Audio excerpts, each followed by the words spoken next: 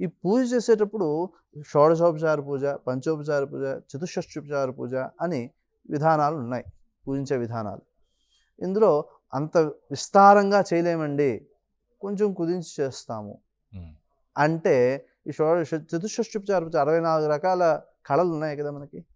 ఈ 64 రకాల కళలు దేనికోసం నేర్చుకోవడము అంటే భగవంతుడికి మనం సమర్పించడం కోసమే నేర్చుకోవడం. హుహు. అందులో ఆహ్, నృత్యం దర్శయామి ఇలాంటి కొన్ని ఉపచారాలున్నాయి. హ్మ్. ఆ ఉపచారం ఏమిటి అంటే నేను నృత్యం చేసి చూపించాలి. ఆ నృత్యం సరియైన విధానంలో చేసి చూపించాలి కాబట్టి హ్మ్. నృత్యం నేర్చుకోవాలి. గీతం శ్రావయామి నేను పాడుతున్నాను వినవయ్యా. హ్మ్. నేను పాడే పాట సంగీతం సంగీతంతో సంగీతంలో ఎటువంటి లోపాలు లేకుండా ఉండేలాగా చూసుకోవాల్సింది. కాబట్టి సంగీతం నేర్చుకుని పాడాలి. సంగీతం భగవంతుడికి సమర్పించడం కోసం తప్ప ఇంక దేనికోసం కాదు. సరేనండి మరి ప్రస్తుతం చాలా ఉన్నాయి గదా!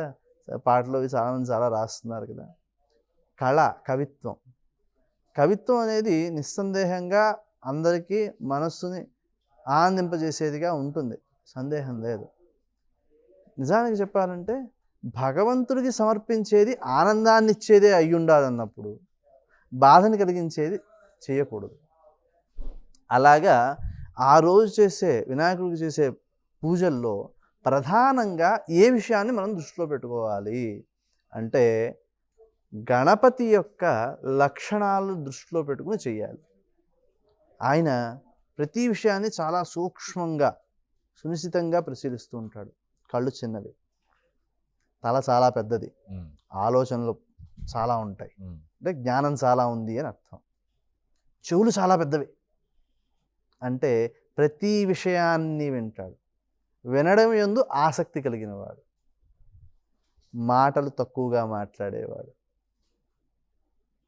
ఇలాగా ఆయన యొక్క స్వరూపాన్ని గమనిస్తే నేర్చుకోవాల్సిన అంశాలు చాలా ఉంటాయి. ఇలాగ ఒక్కొక్క అవతారానికి ఒక్కొక్క విశేషం ఉంటుంది.